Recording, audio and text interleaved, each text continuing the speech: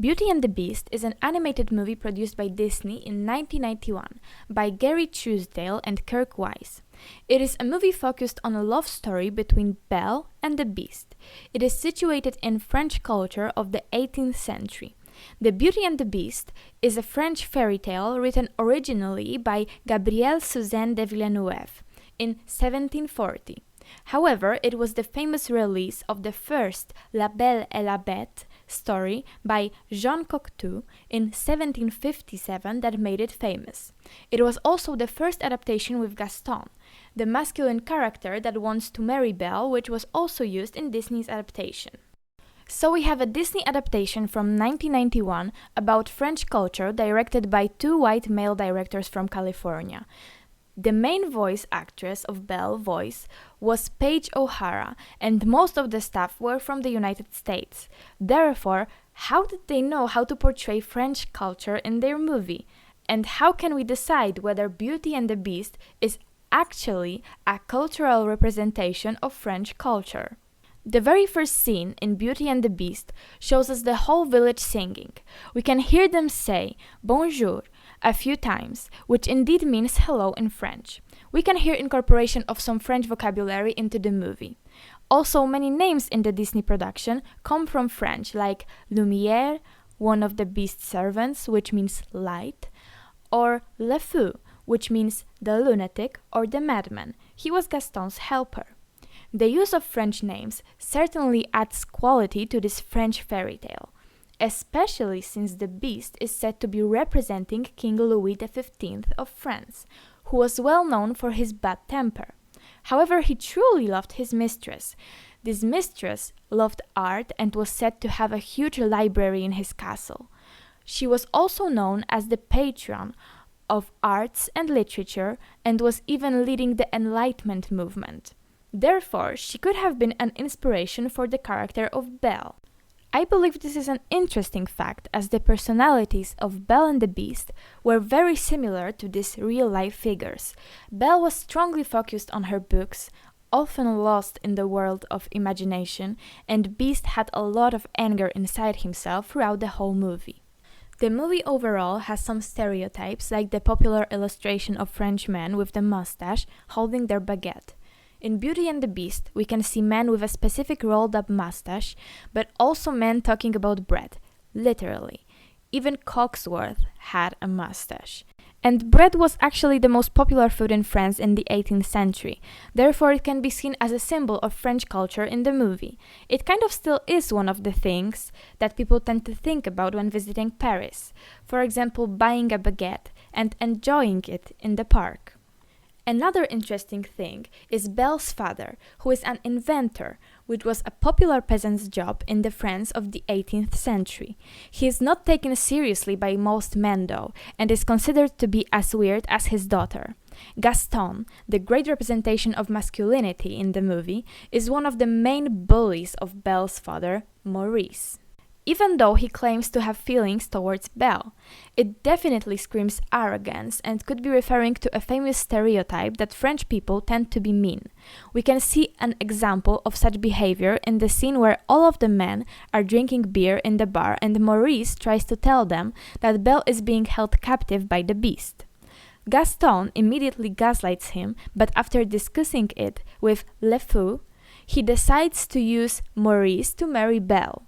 Interestingly, the bar is another appeal to French culture of the 18th century, as it was popular for men to gather in coffee houses to discuss ideas. In the Disney movie, we do not see women in the bar apart from the ones that are serving the men. As Lisa Henderson writes in Representation in Keywords for Media Studies, certain styles can be symbolic forms of representation, and I believe this is what is used in the movie the most, in addition to using the French language. For example, when we finally catch a broad glimpse of the Beast's castle, we can see beautiful oil paintings on the ceiling that represent the Rococo and Baroque elements that were present in French culture from 16th to 18th century. In the ballroom, we can see cute little angels painted on the ceiling, which are also from the Baroque and were also a reference to religion, which was a big part of French culture in the 18th century as well. However, this concept is more visible in the remake from the 2017. We can say that these non-verbal parts are a symbol of the cultural representation that Disney has implemented to form a background of the French court. However, we cannot forget that this Disney production was mainly created by an American-based company. Therefore, there are some stereotypes that they consciously or unconsciously use. For example, the lack of hygiene is one of the popular stereotypes about French people that originated from the American soldiers during the World War II. In the Disney production, we have a scene where the Beast is being washed, dressed up, and put in elegant clothing. During the scene, we can notice how dissatisfied the Beast is. He even describes his looks with clean hairstyle as stupid. Being very romantic is another stereotype about French people. Even though we do not see that in Beauty and the Beast at the beginning, there are specific scenes where this can be noticed. When the Beast saves Belle's life from the wolves, she starts looking at him from a different perspective. He shows her the huge library, which is shown as a romantic gesture in the movie. Mostly small gestures are captured as romantic in this production. For example, Beast using a spoon and Belle drinking her soup from a plate. Emotions are also a big cultural representation in movies, and love is a huge part of French culture. The moment where the Beast chooses Belle's happiness over his own by letting her go to save Maurice is a huge step in the movie. It shows the Beast as someone capable of love, and being in love in France in the 18th century was intense and passionate because of the Enlightenment movement, where the expression of the artist's emotions became very important. Beauty and the Beast, from the perspective of an American-based company, is also adding certain schemes of Hollywood into it. For example, a scenario where a quiet girl from the outside is falling in love with her hero and they live happily ever after. As Stuart Hall said, culture is said to embody the best that has been thought and said in a society. It is the sum of the great ideas as represented in the classic works of literature, painting, music, and philosophy, the high culture of an age. However, in this Disney production, the culture is being mainly represented through the male gaze of the Hollywood cinema. As Roberta Sassatelli states in her article, while classic Hollywood's movies give us back a woman object through a male gaze that projects his own fantasy on the female figure in two ways.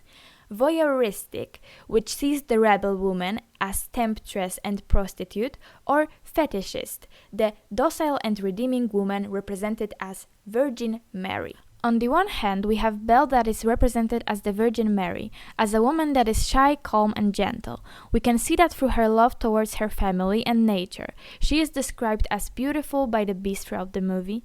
Not once can we hear him compliment her intellect, even though he shows her the library and is aware of her interest in books. On the other hand, we have the three blonde women, strongly sexualized with exposed body features that show great affection towards Gaston, an example of toxic masculinity in the movie. This comparison underlines the objectification of women through male gaze that is widely present in Hollywood. We do not see connotations to the culture there, only the directors expressing their backgrounds. The French culture shown in The Beauty and the Beast is constantly challenged by the male gaze thrown into the main characters. The Beast is turned into a hero, therefore a kidnapper is turned into a prince, and Belle's affection towards him is another part of the scheme. Gaston is everything we dislike about men in movies put into one character, a shallow and overconfident character that does not respect women at all. His lack of personality, veiled by his bravery on the battlefield, can be exhausting, and still, Belle's complex personality is constantly put below her appearance. Focus is on her looks, hence beauty. Her beauty wins over her being smart and compassionate. The small village, beautiful art, and French vocabulary are quite respectful representations of French culture. They form a symbolic background to the true love story. French culture in Beauty and the Beast is in the details, in the symbols and in the stereotypes, for example about love. Even though some of the stereotypes used may be perceived as negative and disrespectful. Emotions are a strong part of this production, and therefore were the easiest to align with French culture.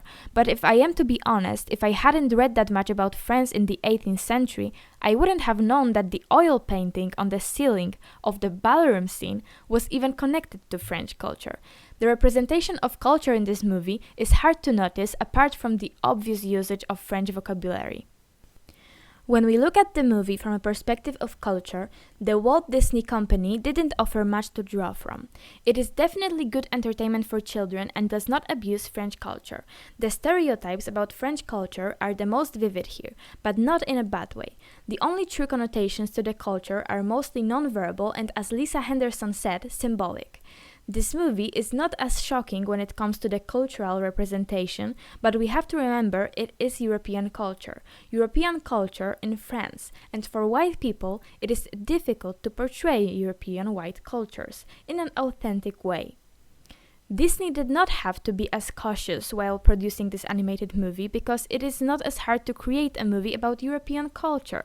However, as we can see, it is also not easy to show every aspect of such culture. Therefore, we have a typical love story from a Hollywood movie turned into an animation for children.